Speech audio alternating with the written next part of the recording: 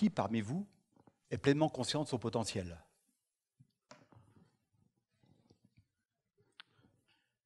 Je viens de terminer mon CM2 et je revois encore ma mère qui me dit, en regardant mon bulletin de notes, « Philbert, ça va pas. » « Ah bon, pourquoi? Tes notes sont trop bonnes. Il faut que tu restes à ta place. Tu seras maçon comme ton père. » À 10 ans, quand vous recevez ça, ça vous refroidit. Moi, je suis resté en hibernation pendant 8 ans, jusqu'à la fin de ma scolarité. Et pourtant, je rêvais d'être avocat. Il faut savoir que sur mon île, à Noirmoutier, mon père m'a enseigné des valeurs très fortes, courage et travail. Mais le travail laborieux, pas le travail intellectuel. Ça, c'est pour les feignants. En tout cas, c'est ce qu'il m'a appris. Mon père, lui, malheureusement, est décédé à 83 ans, sans savoir lire et écrire. Ceci explique peut-être cela. Après 8 années de scolarité en alternance avec la pêche à la palourde, je suis rentré directement dans la vie active, comme ouvrier à la chaîne dans une usine de Renault. Toujours les mêmes gestes, sur les mêmes machines, dans le même ordre. Et là, je me suis juré sortir ce carcan social où mes parents m'avaient entraîné malgré moi. Mais comment? Par le seul moyen à l'époque à ma disposition, la formation continue. Et oui, la formation continue, mais aussi les valeurs que mes parents m'ont enseignées, courage et travail. Quand j'étais ouvrier à la chaîne, mon chef d'équipe vient me voir, puis me dit « C'est bien, Philbert, vous êtes courageux et travailleur, mais vous n'avez pas votre bac. » Alors, tout naturellement, à cette époque, j'ai décidé de prendre des cours du soir. Et là, je ne savais pas que j'allais en prendre pour 20 ans. Et une fois que j'ai purgé ma peine, j'ai obtenu un diplôme d'ingénieur en organisation. Mais ce qui est incroyable, c'est qu'après 20 ans de formation continue, bis repetita, c'est l'attitude d'un DRH d'une grande entreprise qui me dit d'un ton paternaliste et condescendant « Monsieur Corbregeot, c'est très bien, vous êtes courageux et travailleur, mais vous voyez, chez nous, un arrêt-métier est directeur de production, un ingénieur des mines, directeur d'usine, un polytechnicien, directeur de département. C'est dommage, hein, vous n'êtes pas dans la nomenclature. » Alors je me suis dit, là il y a un bug dans le système managérial. Alors j'en ai fait mon métier. Non, un combat. J'en ai fait un combat. Pourquoi? Parce qu'en 20 ans d'évolution, d'ouvrier à directeur, en passant par technicien, responsable et ingénieur, j'ai pris conscience qu'il y avait des talents cachés à tous les niveaux hiérarchiques et qui méritaient d'être révélés. Et j'en ai croisé des personnes plus compétentes que moi et qui n'ont pas pu évoluer. Pourquoi? Selon une légende indienne, un jour, un fermier trouva un œuf d'aigle. Il le ramassa et le déposa dans son poulailler, en espérant qu'une poule vint couver. Et ce fut le cas. Vient naître un aiglon, qui se mit à vivre avec une portée de poussins, et à grandir avec les poules, à caqueter comme une poule, à picorer comme une poule, à s'envoler sur quelques mètres en perdant quelques plumes comme une poule. Il supportait même les mœurs du coq. Et le soir, il avait peur du renard qui rôde. Enfin bref, il vivait comme une poule, quoi. Hein. Un jour, qui picorait, avec sa compère la poule, il vit passer au-dessus de lui une ombre. Regardant un peu effrayé, il vit un oiseau, magnifique, majestueux. Il regarde sa compère, elle lui fait « Ne rêve pas, c'est un aigle, tu ne seras jamais comme lui. » Et lui, il en rêvait, lui, d'être un aigle. Et puis les années passèrent. Il devint vieux, très vieux, et finit par mourir, sans savoir qu'il était le roi des oiseaux, puissant, fort, rapide, et avec une vue perçante. Alors arrêtez de vivre comme des poules mouillées.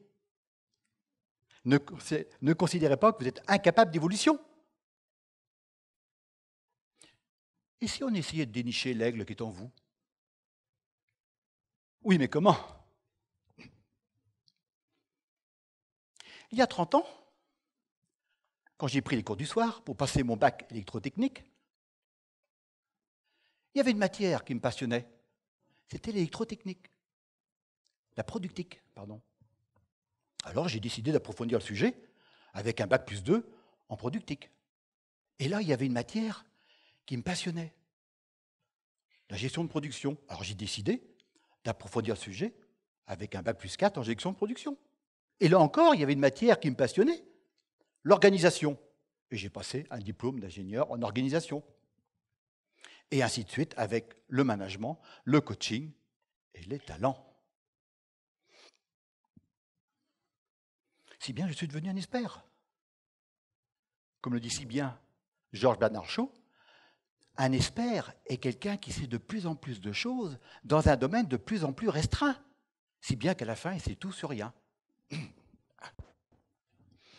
Plus sérieusement, là encore, j'en ai croisé des personnes bien plus intelligentes que moi et qui n'ont pas eu leur diplôme d'ingénieur.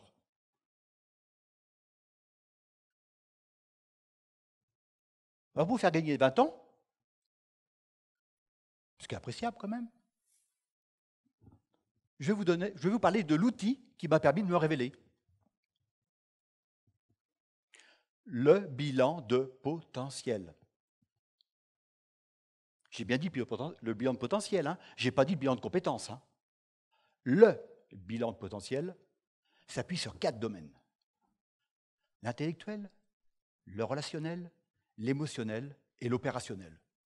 On peut dire que l'opérationnel correspond au bilan de compétences, mais qui compte que pour un quart du bilan de potentiel.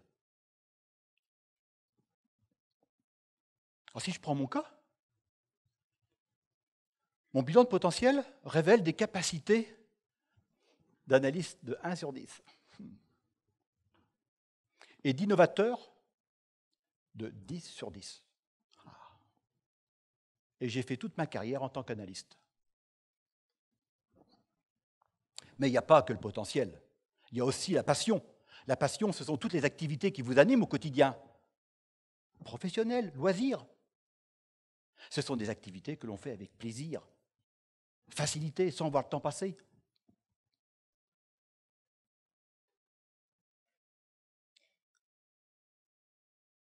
Ce qui est intéressant, c'est que quand on compare ces deux activités, enfin ces deux, le bilan potentiel et la passion, on voit des points communs. Et là, vous avez l'ébauche de votre métier idéal.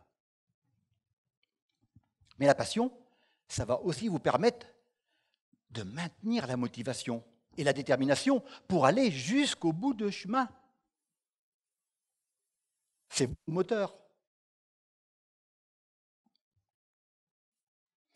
Mais pour ne pas s'écarter du chemin, il faut visualiser son étoile. Comme les rois mages. Oui, comme les rois mages. Malheureusement, à l'école, on nous enseigne à poursuivre un chemin selon une pancarte unique, capacité intellectuelle, en ignorant d'autres pancartes, capacité relationnelle, émotionnelle et opérationnelle. Et on poursuit son chemin en respectant une carte préprogrammée, bac plus 2, 3, 4. Et lorsqu'on relève la tête, trop souvent, on s'aperçoit qu'on s'est éloigné de son étoile, par méconnaissance de celle-ci d'ailleurs. D'où la nécessité de bien connaître son potentiel et d'ajuster la formation avant, pendant et après.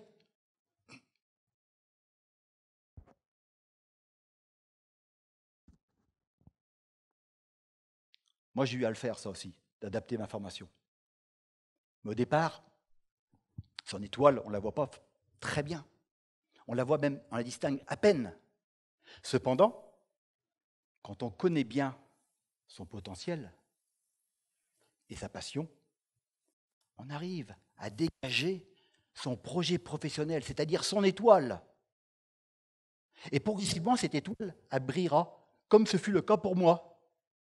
Elle brillera pour vous également.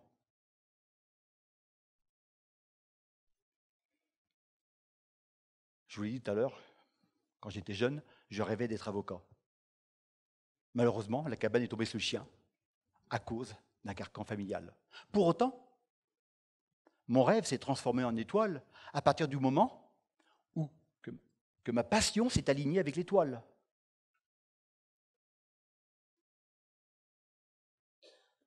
Je ne sais pas si on peut parler d'alignement des astres, mais pas loin. Pour preuve, quand j'étais directeur, j'adorais jouer le rôle de tuteur. Et là, je me suis rendu compte que je préférais être tuteur que directeur. C'est à partir de ce moment-là que j'ai changé de métier. Formateur, animateur, coach, conférencier, et maintenant, avocat des talents cachés. Et je peux dire que je vis ma vie d'aigle avec beaucoup de plaisir.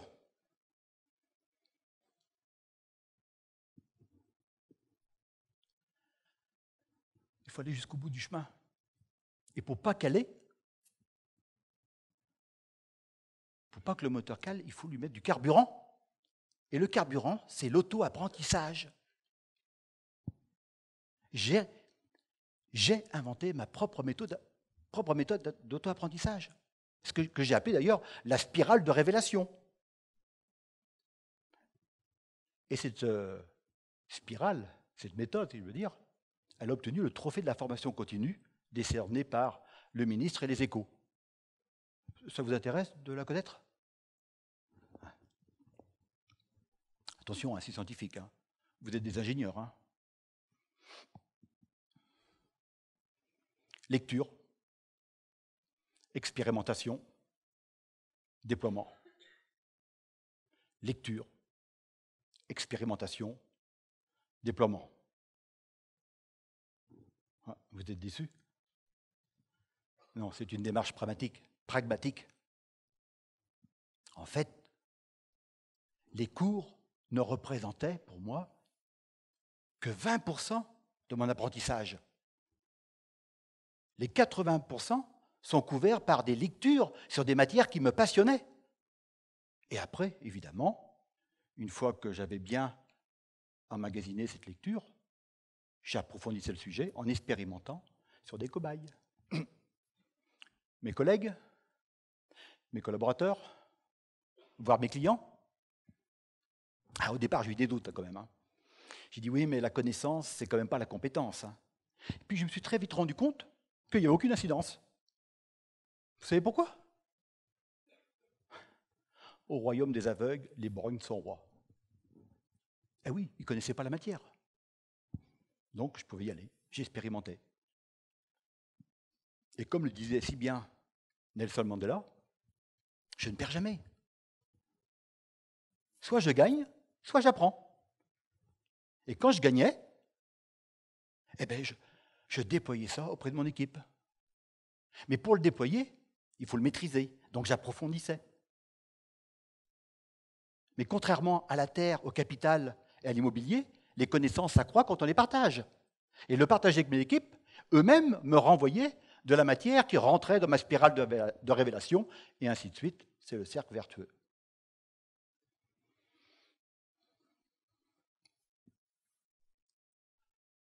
En tant qu'avocat des talents latents, je suis venu plaider une noble cause, la défense des talents cachés, voire gâchés.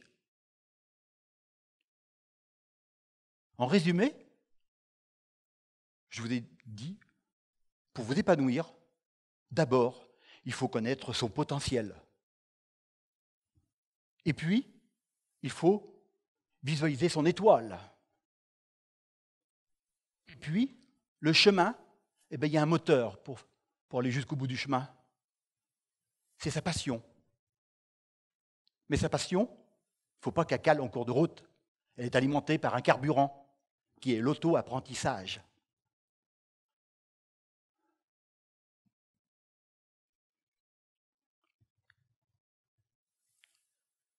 Pour finir, je voudrais partager une conviction.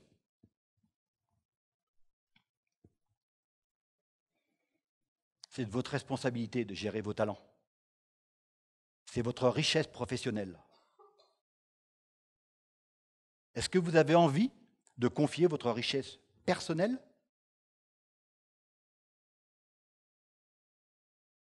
à quelqu'un d'autre? L'éducation de vos enfants? La gestion de votre maison? La gestion des économies? De vos économies? Non. Alors pourquoi vous confiez votre richesse professionnelle, qui sont vos talents, à votre employeur, à votre DRH et à votre responsable hiérarchique? Pourquoi?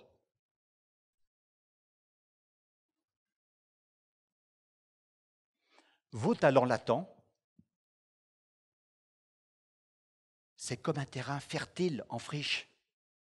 Si vous ne les cultivez pas, ils laisseront la place aux mauvaises herbes. En tout cas, j'espère. J'espère que j'ai réussi à réveiller l'aigle qui est en vous aujourd'hui. Ah oui, oui, je vois déjà des yeux qui brillent, perçants dans la salle. Merci.